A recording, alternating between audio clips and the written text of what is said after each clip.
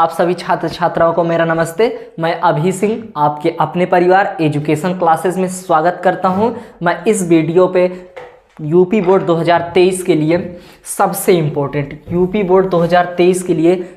Important chapter से सबसे important topic आपके लिए लेकर आया हूं, नाभिकीय रिएक्टर या परमाणु भट्टी। ये बाबू ओनली 5 मार्क्स में आता है। कितने नंबर पे आते हैं? 5 नंबर पे आते हैं। ये प्रश्न आएगा जब भी आपका दीर्घ उत्तरीय प्रश्न के लिए आएगा, और आप मेरे बात का विश्वास रखें। आपसे मैं वादा करता हूं कि जो आपका पेपर 7 सेट्स में बनेगा, कितने सेट्स में बनेगा भैया? 7 सेट्स में बनेगा। उन 7 सेट्स में ये आपके किसी न किसी एक पेपर पे जरूर होगा, और मैं ऐसा उम्मीद करता हूं कि एक से अधिक पेपरों में भी ये आ सकता है, क्योंकि आपका ये जो प्रश्न है, जो यूपी बोर्ड ने, किसने भैया? जो यूपी बोर्ड ने आपका संभावित प्रश्न पत्र भेजा है, उसमें भी ये प्रश्न उपस्थित है, जिसके दृष्टिकोण से यह प्रश्न और भी इम्पोर्टेंट हो जाता है। इसलिए हम इस वीडियो पे इस नाभिकीय रिएक्टर के बारे में बात करते हैं कि हमारा नाभिकीय रिएक्टर है क्या, कैसे काम करता है। इसके लिए हम पूरा विस्तार से इसके बारे में जानकारी लेंगे, और यह हमारी वीडियो ज़्यादा बड़ी नहीं होगी, ज़्यादा से ज़्यादा 15 या 20 मिनट की यह वीडियो होगी, जिसपे हम नाभिकीय रिएक्टर के बारे में विस्तार रूप से चर्चा करेंगे कि नाभिकीय रिएक्टर होता क्या है। सबसे पहले हम देखते हैं भैया कि ये नाभिकीय रिएक्टर होता क्या है। क्या पढ़ेंगे इस पे? नाभिकीय रिएक्टर।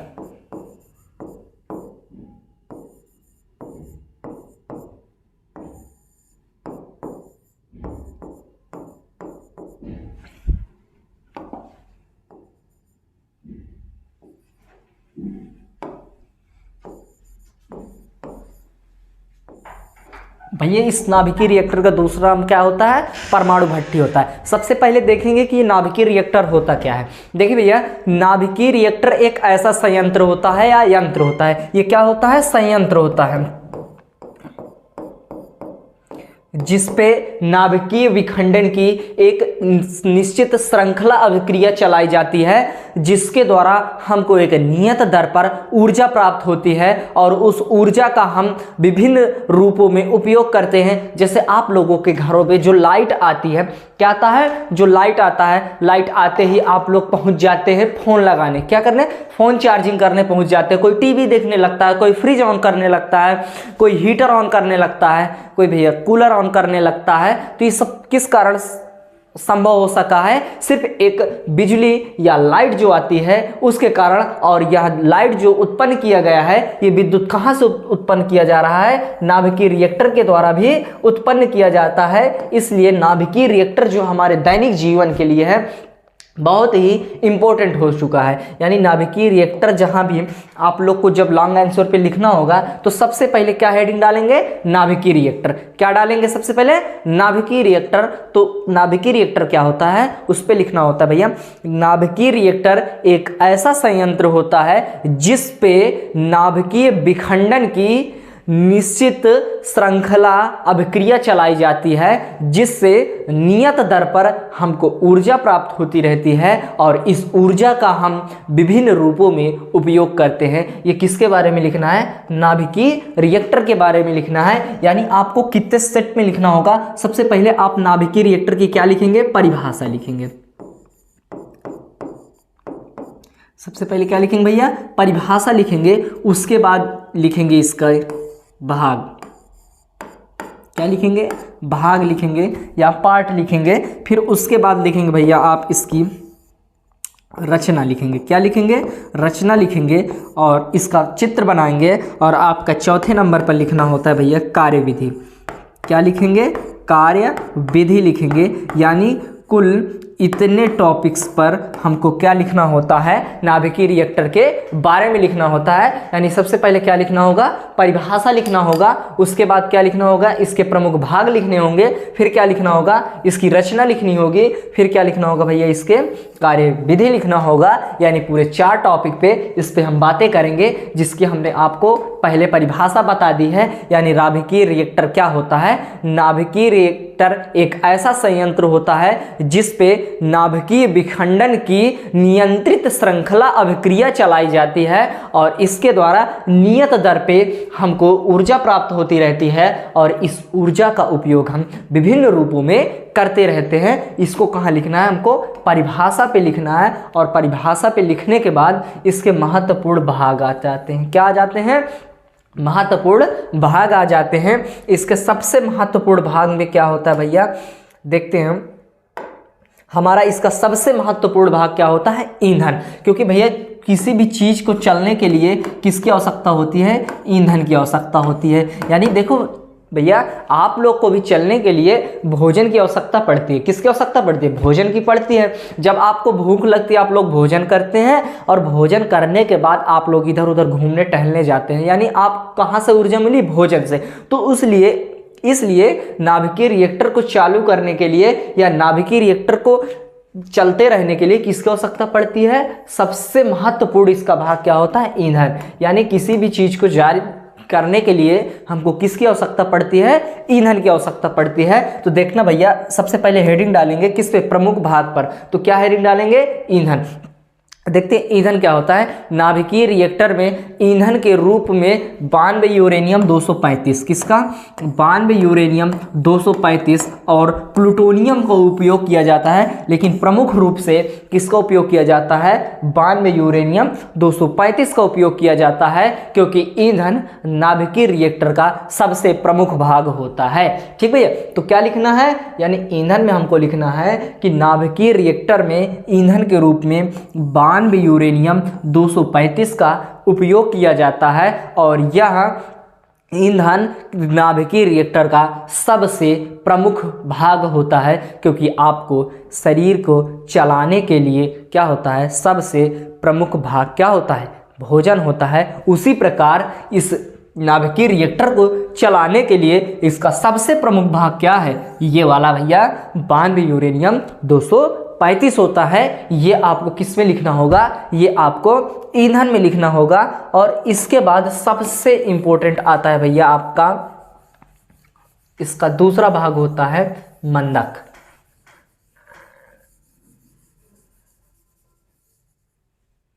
इसका दूसरा भाग क्या हुआ भैया? मंदक।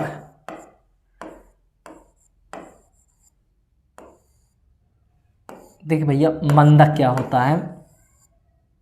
देखिए, मंदक का मतलब जैसे इसके नाम से ही स्पष्ट है। मंदक, मंदक का मतलब मंद करने वाला, जो किसी वस्तु की गति को क्या कर दे? मंदक कर दे। जैसे फिजिक्स में क्या होता है? प्रतिरोध होता है। यानी प्रतिरोध क्या होता है? विद्युत धारा को बाधा डालने लगता है, यानी उसके मार्ग में क्या करने लगता है? अवरोध उत्पन्न करने लगता है, यानी उसकी गति क्या करने लगता है? धीमी करने लगता है। वैसे ही मंदक किसका कार्य करता है? धीमी। ये भी क्या करता है? गति धीमी करने लगता है। देखें भैया, मंदक क्या होता है? किसी भी नाभिकीय रिएक्टर पे न्यूट्रॉन उपस्थित होते, क्या होते हैं? न्यूट्रॉन उपस्थित होते हैं। तो मंदक क्या कार्य करता है? इन न्यूट्रॉनों की गति को मंद करता है, क्योंकि मंद गति के न्यूट्रॉनों के द्वारा ही अधिक ऊर्जा उत्पन्न की जा सकती है। कैसे? मंद गति के न्यूट्रॉनों के द्वारा ही अधिक ऊर्जा उत्पन्न की जा सकती है। जैसे कि क्या होता है, आप लोग जाते हैं, जिस स्थान पर ज़्यादा देर तक ठहराव रखेंगे उस स्थान को ज़्यादा क्षति पहुंचाएंगे। क्या करेंगे? ज़्यादा क्षति पहुंचाएंगे। तो वही इसका काम होता है न्यूट्रॉनों का। किसका काम होता है? न्यूट्रॉनों का।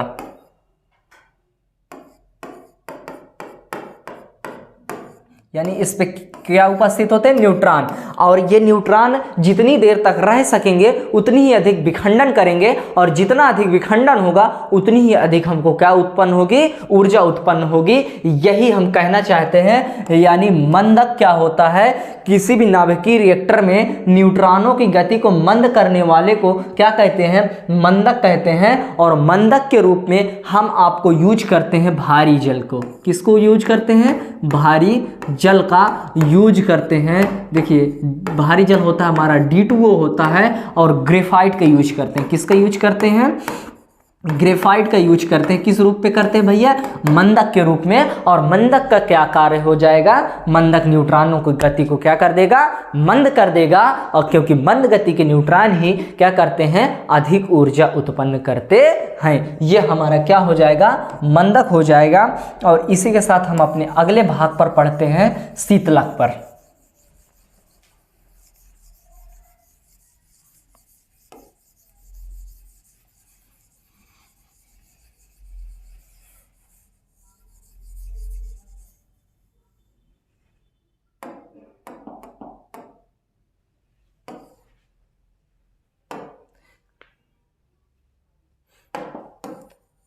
देखिए भैया, हमारा ये फिगर आ चुका है। ये किसका बना है? ये हमारा नाभिकीय रिएक्टर का चित्र बना है, जिस पे देखते हैं हम क्या क्या लगा है। सुरक्षा छड़ें, ग्रेफाइट ब्लॉक, यूरेनियम की छड़ और कैडमियम की छड़। और हम इसके सबसे प्रमुख भागों की बात कर रहे थे। तो इसके सबसे प्रमुख भाग पे हम कहाँ तक पहुँच गए थे?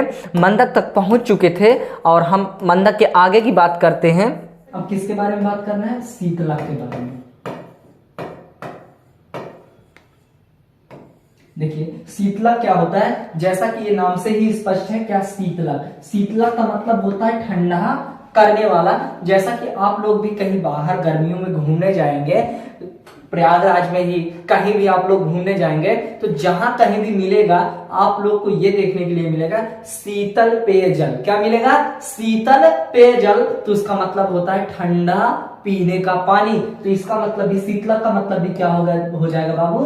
ठंडा, यानी ठंडा करने वाला। देखिए जब नाभिकीय रिएक्टर कार्य करता है तो इसके चारों ओर की जो दीवारें होती हैं अत्यधिक गर्म हो जाती हैं। क्या हो जाती हैं? अत्यधिक गर्म हो जाती हैं, जिसके कारण इसकी दीवारों को ठंडा करने के लिए हम शीतलक का उपयोग करते हैं। और शीतलक के रूप में हम किसका उपयोग करते हैं? जल का उपयोग करते हैं, वायु का उपयोग करते हैं और कार्बन डाइऑक्साइड अर्थात CO2 का यूज करते हैं। इन मंदकों का इन शीतलकों का यूज है हम करते हैं, क्योंकि ये शीतलक क्या होते हैं? नाभिकीय रिएक्टर की दीवारों को ठंडा रखते हैं। शीतलक का मुख्य कार्य क्या होता है? जब भी नाभिकीय रिएक्टर कार्य करता है तो इसकी दीवारें अत्यधिक गर्म हो जाती हैं, जिसके कारण हम इसके दीवारों को ठंडा करने के लिए शीतलक का उपयोग करते हैं। बाबू किसका उपयोग करते हैं? शीतलक का उपयोग करते हैं। और शीतलक के रूप में क्या होता है? जल होता है, वायु होता है और कार्बन डाइऑक्साइड का उपयोग करते हैं। जैसा कि आप लोग कोचिंग पढ़ने आते हैं और आपके बड़े भाई कि किसी से दुश्मनी होती है तो वो आता है, आपको मार पीट देता है। क्या कर देता है? मार पीट देता है। जब आपको मार पीट दिया तो आप लोग घर गए। अब घर गए तो क्या हुआ? आपके भैया जो हैं क्या करेंगे? आप दोनों लोग के बीच में समझौता कराएंगे और कहेंगे कि यार शांति, यानी दिमाग का आपको क्या करेंगे? ठंडा कर देंगे। तो इसी प्रकार ये जो आपके भैया क्या हुए? तीसरे पर्सन हुए। तो तीसरे पर्सन के रूप में कौन कार्य कर रहे हैं? ये लोग कार्य कर रहे हैं, यानी यही तो ठंडा कर रहे हैं। जो आपके दिमाग को ठंडा किए हैं, तो कौन ठंडा किए? ये जो जल भाई साहब हैं, वायु भाई साहब और कार्बन डाइऑक्साइड भाई, ये सब क्या किए हैं? आपके माइंड को जैसे आपके भैया ठंडे किए, तो उसी प्रकार शीतलक की दीवार को कौन ठंडा करता है? जल, वायु और कार्बन डाइऑक्साइड अर्थात शीतलक का उपयोग क्या हो जाएगा? नाभिकीय रिएक्टर की दीवारों को ठंडा करना होता है। इसका ये क्या है? मुख्य कार्य हो गया। और इसके मुख्य कार्य के आगे आप बढ़ते हैं हम। हाँ, हमारा मुख्य कार्य क्या है? आइए देखते हैं इसके आगे।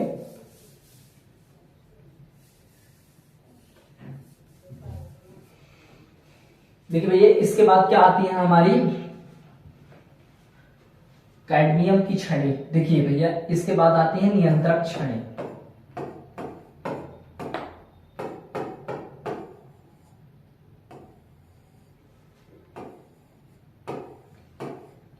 ध्यान से देखना भैया, ये जो नियंत्रक छड़ें होती हैं किसकी बनी होती हैं? कैडमियम अथवा बोरान की बनी होती हैं। किसकी बनी होती हैं? कैडमियम अथवा बोरान की। ये जो आपको चित्र में दिखाई दे रहा होगा, यानी जो ये मैं थोड़ा इसको लाल रंग से कर दे रहा हूं, ये हमारी कैसी छड़ें हैं? कैडमियम अथवा बोरान की। इसमें कैडमियम लिखा है, इसमें बोरान भी लिख लेना, क्योंकि ये कैडमियम की भी हो सकती है और किसकी हो सकती है? बोरान की हो सकती है। इस चित्र में किसकी दी है? कैडमियम की दी है। तो ये क्या होता है भैया, ये जो छड़ें होती हैं इसका नाम क्या है, नियंत्रक छड़। और आप लोग नियंत्रक के बारे में समझ रहे होंगे, जैसे आपके दिमाग पर, आपके शरीर पर जब आप क्लास में बैठे होते हैं तो कौन नियंत्रण करता है, आपके अध्यापक, आपके टीचर, गुरुजी महोदय क्या करते हैं, आप पर नियंत्रण रखते हैं। उसी प्रकार जो नाभिकीय रिएक्टर होता है ये भी पागल हो जाता है। क्या हो जाता है, पागल हो जाता है। तो जब ये पागल होने लगता है तो कौन इस पर कार्य करता है, नियंत्रक छड़ें। अब ये नियंत्रक छड़ें क्या होती हैं, देखिए भैया, ये नियंत्रक छड़ें भी हमारे नाभिकीय रिएक्टर पे लगा होता है। यानी इनका मुख्य कार्य ये होता है, जब ये नाभिकीय रिएक्टर के अंदर जाती हैं तो क्या होता है, ये आवश्यकता से अधिक न्यूट्रॉनों को अवशोषित कर लेते हैं। अर्थात जब भी ये नाभिकीय रिएक्टर के अंदर जाएंगी तो ये रिएक्टर धीमी गति से कार्य करने लगेगा, और जैसे ही ये रिएक्टर के बाहर आएंगी यह रिएक्टर फिर से तीव्र गति से कार्य करने लगेगा। यानी जिस रूप में कार्य करता है उसी प्रकार कार्य करने लगेगा। यानी नियंत्रक छड़ का मुख्य कार्य यह होता है, जब भी यह छड़ें किसी भी रिएक्टर के अंदर जाती हैं तो जो रिएक्टर के अंदर क्रियाएं चलती रहती हैं वो धीमी हो जाती हैं, और जैसे ही ये छड़ें बाहर आती हैं रिएक्टर के, वैसे ही यह रिएक्टर अपने स्वतः उसी प्रकार कार्य करने लगता है। यानी नियंत्रक छड़ों का मुख्य कार्य क्या होता है, आवश्यकता से अधिक न्यूट्रॉनों को क्या करना, कम कर देना। यानी जैसे ही अंदर जाएंगी रिएक्टर के अंदर वैसे ही इसकी क्रियाएं क्या होने लगेंगी, मंद होने लगेंगी, और जैसे ही बाहर आएगा वैसे ही क्या होने लगेंगी, तीव्र होने लगेंगी। ये किसका कार्य होता है, ये हमारे नियंत्रक छड़ का कार्य होता है। और नियंत्रक छड़ किसकी किसकी होती हैं, कैडमियम अथवा बोरान की हो सकती हैं। यानी आपको नियंत्रक छड़ भी क्लियर हो गया होगा। और हम इसकी अब सुरक्षा छड़ के बात करते हैं। किसकी बात करते हैं, सुरक्षा छड़ के बात करते हैं। देखिए भैया, अब ये सुरक्षा छड़ें क्या कार्य करती हैं, जब भी कोई भी नाभिकीय रिएक्टर अनियंत्रित होकर कार्य करने लगता है। यानी क्या करने लगता है, जब भी रिएक्टर बौखलिया जाए, पगला जाए, यानी अनियंत्रित हो जाए, यानी आवश्यकता से अधिक ऊर्जा देने लगे, तो ये सुरक्षा छड़ें स्वतः ही रिएक्टर के अंदर प्रवेश कर जाती है और आवश्यकता से अधिक न्यूट्रॉनों को अवशोषित कर लेती हैं, जिससे यह नाभिकीय रिएक्टर आसानी से कार्य करने लगता है। ठीक है, यानी जब भी ये अनियंत्रित होकर कार्य करने लगेगा तो ये नाभिकीय रिएक्टर के अंदर सुरक्षा छड़ें स्वतः ही प्रवेश कर जाएंगी, और स्वतः ही प्रवेश करने के कारण जो आवश्यकता से अधिक न्यूट्रॉन होंगे उनको क्या कर लिया जाएगा, इसके द्वारा अवशोषित कर लिया जाएगा। और जैसे ही अवशोषित हो लिया जाएगा वैसे ही अनियंत्रित हो रही श्रृंखला अभिक्रिया नियंत्रित श्रृंखला अभिक्रिया में परिवर्तित हो जाएगी। ये हमारी क्या है, सुरक्षा छड़ कार्य करते हैं। और नियंत्रक छड़ का मतलब, नियंत्रक छड़ क्या करती हैं, ये सिर्फ रिएक्टर के अंदर जाती हैं और जो तीव्र हो, यानी जो रिएक्टर कार्य कर रहा होता है उसकी गति को क्या कर देती हैं, कम कर देती हैं, और जैसे ही बाहर खींच ली जाती हैं वैसे ही क्या करने लगता है, रिएक्टर कार्य करने लगता है। लेकिन ये सुरक्षा छड़ तब काम होता है जब ये नाभिकीय रिएक्टर बौखलिया जाए, क्या हो जाए, पगला जाए बिल्कुल से। जैसे जो हाथी होता है ना, जब पागल हो जाता है तब उसके ऊपर भाला से क्या किया जाता है, ऐसे ऐसे किया जाता है, ठीक है, तब वो हाथी क्या हो जाता है, नियंत्रण में आता है। वैसे ही जैसे ये नाभिकीय रिएक्टर क्या हो जाए, अनियंत्रित हो जाए, तो ये सुरक्षा छड़ें अंदर जाती हैं, स्वतः ही आवश्यकता से अधिक न्यूट्रॉनों को अवशोषित करती हैं, और इस प्रकार अनियंत्रित हो रही श्रृंखला अभिक्रिया क्या हो जाती है, नियंत्रित हो जाती है, और ये सुरक्षा छड़ें फिर से बाहर आ जाती हैं।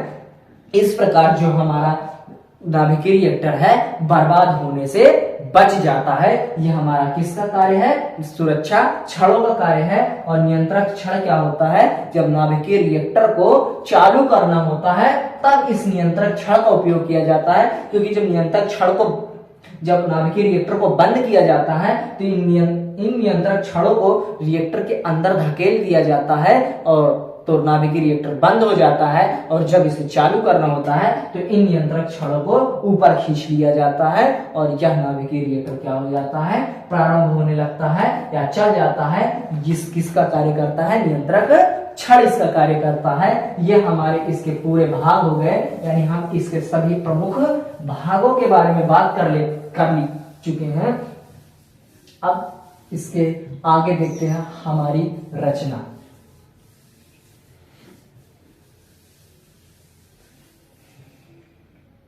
इसकी अब क्या डालेंगे हेडिंग भैया? रचना। अब देखते हैं रचना क्या होती है यार। रचना तो आप लोग समझते होंगे, किसी भी चीज को बनाना ही क्या कहलाती है? रचना कहलाती है। जैसा आप लोगों ने हाई स्कूल टेंथ में पढ़ के आएंगे रचना, तो किसी भी चीज को बनाना ही क्या कहलाएगी?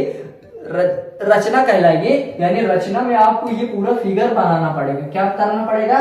पूरा फिगर आपको बनाना पड़ेगा, तभी जाके आपको बोर्ड पेपर में 5 नंबर मिलेंगे। कितने नंबर मिलेंगे? 5 नंबर मिलेंगे। और मैंने आप लोगों से वादा भी किया है कि ये 7 सेट में किसी न किसी सेट पे ये प्रश्न आएगा जरूर, इसलिए आप लोग इस प्रश्न को हल्के में नहीं लेंगे, इसको तैयार करके जाएंगे अच्छी तरीके से। यदि आप लोगों को 5 नंबर की आवश्यकता है, यदि आप लोग अपने पढ़ाई से जरा से भी मोटिवेट रखते हैं, यानी आप लोग चाहते हैं कि कुछ करना है, तो आप लोग इसको जरूर देख के जाएं। ठीक भैया? तो इसके आप रचना के बारे में बात करेंगे। किसके बारे में बात करेंगे? रचना के बारे में। देखिए, सर्वप्रथम जो नाभिकीय रिएक्टर है, सर्वप्रथम 1942 ईस्वी में। कब? 1942 ईस्वी में फर्मी के निर्देशन में। किसके निर्देशन में? फर्मी के निर्देशन में शिकागो यूनिवर्सिटी में खोजा गया था। किस यूनिवर्सिटी में खोजा गया था? शिकागो यूनिवर्सिटी में खोजा गया था, जिसमें ईंधन के रूप में 92 यूरेनियम 235 का उपयोग किया गया था। किसका उपयोग किया था? 92 यूरेनियम 235 का उपयोग किया था। और नाभिकीय रिएक्टर में ग्रेफाइट की ईंटों का बना ब्लॉक होता है। किसके? ये देखिए भैया, किसका बना होता है? ग्रेफाइट के ईंटों का ब्लॉक बना होता है। जैसा हमने आप लोगों को बता ही दिया है कि ग्रेफाइट किसके रूप में इसमें काम करता है? मंदक के रूप में कार्य करता है। ठीक है? यानी ग्रेफाइट के ईंटों का बना ब्लॉक होता है, जिसपे यूरेनियम की छड़ें धसी होती है। कौन धसी होती है? यूरेनियम की छड़ें भी लगी होती हैं, और कैडमियम यानी या बोरान की अर्थात नियंत्रक छड़ें भी लगी होती हैं। ये हमारा क्या हो जाएगा? रचना हो जाएगा। यानी रचना में कितने चरण लिखने हैं आपको? सर्वप्रथम 1942 ईस्वी में फर्मी जी के निर्देशन में ये शिकागो यूनिवर्सिटी में बनाया गया था, जिसपे ईंधन के रूप में 92 यूरेनियम 235 का उपयोग किया गया था। इस पे ग्रेफाइट के ईंटों का बना ब्लॉक होता है। किसका बना होता है? ग्रेफाइट की ईंटों का बना ब्लॉक होता है। और इस पे यूरेनियम की छड़ें, किसकी छड़ें? यूरेनियम की छड़ें, जैसा कि आप लोग ये दिख रहा होगा, किसकी? यूरेनियम की छड़ें और नियंत्रक छड़ें इस पे धसी होती हैं। ये किसके बारे में लिखना होगा? रचना के चरण के बारे में लिखना होता है। आइए अब हम इसकी कार्यविधि पर बात करते हैं। किस पर बात करेंगे? कार्यविधि पर बात करेंगे। किसके बारे में पढ़ेंगे? कार्य विधि। ये सब आपकी 5 नंबर के लिए मशक्कत हो रही है। कितने नंबर के लिए मशक्कत हो रही है? 5 नंबर के लिए। बाबू अगर आपको 5 नंबर चाहिए तो ये सब लिखने होंगे। जैसे हमने पॉइंट टू पॉइंट बताया है, वैसे पॉइंट टू पॉइंट आपको लिखना होगा 5 नंबर के लिए। ठीक भैया? तो इसकी कार्य विधि अब देखते हैं। इसका कार्य विधि क्या होता है? जब भी किसी नाभिकीय रिएक्टर को चालू करना होता है, क्या करना होता है? नाभिकीय रिएक्टर को प्रारंभ करना होता है, कि इसको चलाने के लिए किसी बाह्य स्रोत का उपयोग नहीं किया जाता। यानी जो नाभिकीय रिएक्टर होता है, इसको चलाने के लिए हम किसी बाह्य चीज का उपयोग नहीं करते, क्योंकि इस पे जो न्यूट्रॉन होते हैं इस नाभिकीय रिएक्टर के अंदर उपस्थित रहते हैं। और जब भी नाभिकीय रिएक्टर को प्रारंभ करना होता है, तो इन कैडमियम की छड़ों को अर्थात सुरक्षा छड़ों को बाहर खींच लिया जाता है। और जैसे ही बाहर खींच लिया जाता है, ये न्यूट्रॉन मंद गति से कार्य करना प्रारंभ कर देते हैं। और देखिए भैया, ये जो न्यूट्रॉन होते हैं, ये तीव्र गति से ग्रेफाइट की ईंटों के ब्लॉक पे लड़ना प्रारंभ कर देते हैं। और जैसे ही ग्रेफाइट की ईंटों पे टकराना प्रारंभ करते हैं, तो ग्रेफाइट का ब्लॉक जो होता है, इसकी गति को मंद करने लगता है। हमने आपको बताया कि ग्रेफाइट का जो ब्लॉक होता है, इसका मुख्य कार्य किसके लिए किया जाता है? मंदक के रूप में किया जाता है। यानी जैसे जैसे ये किससे? हमारे ग्रेफाइट के ब्लॉक से टकराते रहेंगे न्यूट्रॉन, वैसे ही वैसे इसकी गति मंद होती रहेगी, और ये नाभिकीय रिएक्टर धीरे धीरे कार्य करना प्रारंभ कर देगा। और देखिए भैया, जैसे ही और इसके अंदर जो नियंत्रक छड़ें होती हैं, ये इसके अंदर जाती रहती हैं और निकलती रहती हैं। इसी प्रकार यह निरंतर क्रिया चलती रहती है।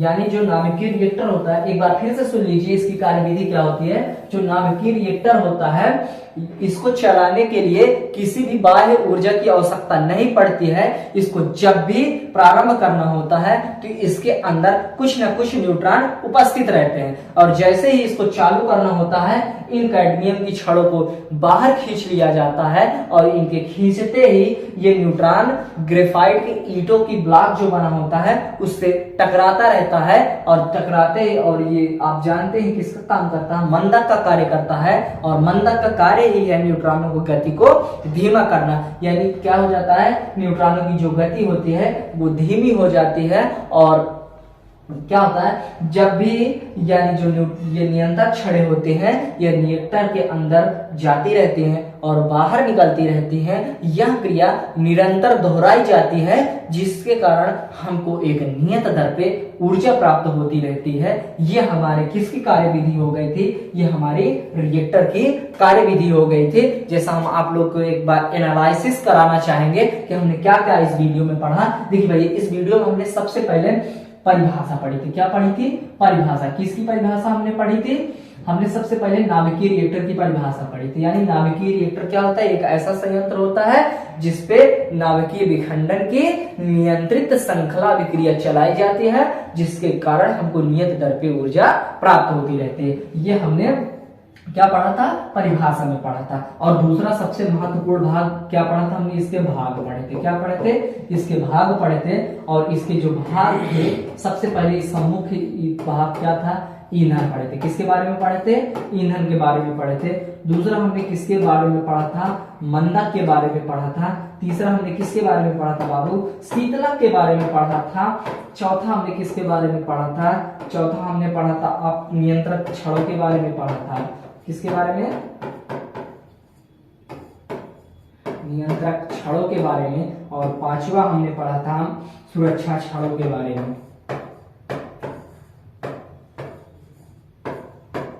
किसके बारे में, सुरक्षा छड़ों के बारे में। और इसके बाद सबसे तीसरा इंपॉर्टेंट क्या पढ़े थे हम लोगों ने, रचना के बारे में पढ़े थे। क्या पढ़े थे, रचना पढ़े थे। रचना पे ही इसको बनाना होता है और रचना लिखना होता है। और चौथा नंबर हमने पढ़ा था आपकी कार्यविधि। बाबू, अगर आपको 5 नंबर चाहिए तो ये सब लिखना पड़ेगा। यदि आप लोग 5 नंबर इसके लिए इतना लिखते हैं तो किसी भी एग्जामिनर की ना क्षमता है ना औकात है आपकी 5 नंबर काट देने की। यदि आप लोग 5 नंबर चाहते हैं तो इस वीडियो को अच्छे तरीके से देखेंगे, प्रॉपर वे में देखेंगे, क्योंकि आपके लिए ये बहुत ही इंपॉर्टेंट सिद्ध होने वाले हैं। आपके लिए रामबाण वीडियो साबित होगी, क्योंकि मैं इस चैनल के माध्यम से आप लोगों के लिए 15-15, 20-20 मिनट की वीडियो लाता रहूंगा, और जो कि आपके बोर्ड एग्जाम 2023 पे डायरेक्ट टकराएंगे। ये मेरा वादा है, चैनल की तरफ से मैं आपके लिए वादा करता हूं कि जितना भी मेरा वीडियो होगा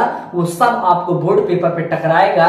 और मेरी बोर्ड पेपर देने के बाद आप लोग मेरी वीडियो से मैच कर लेना, ये मेरा आप लोगों से वादा है। यदि आप लोगों को 5 नंबर चाहिए तो ये सब लिखना होगा। जैसा परिभाषा हमने बता दिए थे, भाग यानी मोटा मोटा देख लेते हैं। ईंधन के रूप में क्या उपयोग करेंगे, मानवीय यूरेनियम 235 का उपयोग करेंगे। ये हमारा नाभिकीय रिएक्टर का मुख्य भाग होता है। मंदक का कार्य क्या होता है, न्यूट्रॉनों की गति को कम करना होता है। और मंदक के रूप में हम क्या यूज करते हैं, भारी जल D2O का यूज करते हैं, ग्रेफाइट का यूज करते हैं। शीतलक क्या होता है, नाभिकीय रिएक्टर की दीवारें गर्म हो जाती हैं, जिसके कारण इसके दीवारों को ठंडा करने के लिए किसका उपयोग करते हैं, हम शीतलक का उपयोग करते हैं। और इसकी नियंत्रक छड़ें क्या होती हैं, नियंत्रक छड़ें। ये नियंत्रक छड़ों का कार्य क्या होता है, जब भी नाभिकीय रिएक्टर को चालू करना होता है तो इन नियंत्रक छड़ों को बाहर खींच लिया जाता है, और ये मंद गति के न्यूट्रॉन विखंडन करना प्रारंभ कर देते हैं। सुरक्षा छड़ें क्या होती है, सुरक्षा छड़ें। और सुरक्षा छड़ें क्या होती है, जब भी नाभिकीय रिएक्टर अनियंत्रित होकर कार्य करने लगता है तब ये सुरक्षा छड़ें उसके अंदर जा करके आवश्यकता से अधिक न्यूट्रॉनों को अवशोषित कर लेते हैं, जिसके कारण अनियंत्रित हो रही श्रृंखला अभिक्रिया क्या हो जाती है, नियंत्रित हो जाती है। इस पे बाबू आप लोगों के लिए एक चीज अभी इस पे और है, इसके पार्ट पे एक आता है परिरक्षा। क्या होता है, परिरक्षक, ये शायद छूट गया था, परिरक्षक। देखिए बाबू, ये परिरक्षक क्या होता है? देखो, जो नाभिकीय रिएक्टर होता है, इससे बहुत सारी विकिरणाएं या ऊर्जा निकलती रहती है, जो इसके चारों तरफ कार्य करने वाले लोगों के लिए क्या होती है? घातक होती हैं, और घातक होने के कारण उनकी मृत्यु भी हो सकती है, अनियंत्रित यानी बहुत सारे रोग हो जाते हैं, जिससे इस नाभिकीय रिएक्टर के चारों ओर एक कंक्रीट की दीवार खड़ी कर देते हैं, जिससे आने वाले सभी विकिरण इससे टकरा करके नष्ट हो जाते हैं, और इसके चारों ओर कार्य करने वाला मनुष्य क्या हो जाता है? सुरक्षित हो जाता है। यानी परिरक्षक का कार्य क्या होता है? इससे परिरक्षक नाभिकीय रिएक्टर के चारों ओर कंक्रीट की दीवार खड़ी कर देते हैं, जिससे इससे निकलने वाली विकिरणें क्या हो जाती है? उससे टकरा के समाप्त हो जाती है, और इससे बाहर काम करने वाले मनुष्य सुरक्षित रह जाते हैं। ये हमारे क्या होते हैं? सभी पार्ट हो जाते हैं। फिर इसके बाद हमने किस पे बात किया था? रचना पर। और रचना पर ये सब आप लोगों को लिखना होगा, जितना अभी तक हम बताए हैं। रचना हेडिंग डालेंगे, उस पे लिखेंगे कि सर्वप्रथम 1942 ईस्वी में फर्मी के निर्देशन में 1942 ईस्वी में फर्मी जी के निर्देशन में शिकागो यूनिवर्सिटी पे नाभिकीय रिएक्टर का खोज किया गया था, जिसपे ईंधन के रूप में 92 यूरेनियम 235 का उपयोग किया गया था। और इस पे ईंधन के रूप में यूरेनियम की छड़ें भी ढसी होती हैं, और उनके साथ कैडमियम अर्थात नियंत्रक छड़ें भी लगी होती हैं। ये हमारी क्या थी? रचना थी। और हमारी कार्यविधि ये थी, और हमारा कार्यविधि ये था कि जब भी नाभिकीय रिएक्टर को प्रारंभ करना होता है, तो इसको प्रारंभ करने के लिए हमें किसी बाह्य ऊर्जा की आवश्यकता नहीं होती है। इसके हम कैडमियम की छड़ अर्थात नियंत्रक छड़ को बाहर खींच लेते हैं, तो इस पे उपस्थित मंद गति के न्यूट्रॉन क्या करने लगते हैं?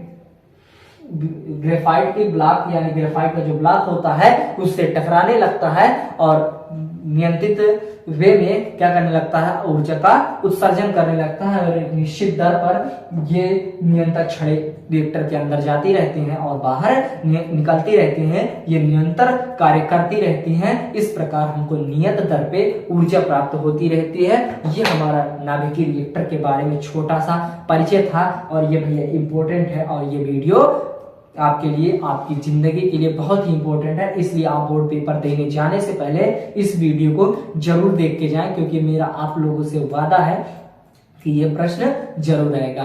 जैसा कि आप लोगों से मैं ये आशा करता हूं कि आप लोग अच्छे से होंगे, अच्छे से रहेंगे, अच्छे से बोर्ड पेपर की तैयारी करेंगे। और यदि आप लोगों को यह वीडियो अच्छी लगी हो तो वीडियो को शेयर करना, चैनल को सब्सक्राइब करना और वीडियो को लाइक करना ना भूलें। इसी के साथ आप सभी प्रिय छात्र छात्राओं को मेरा नमस्ते। जय हिंद, जय भारत।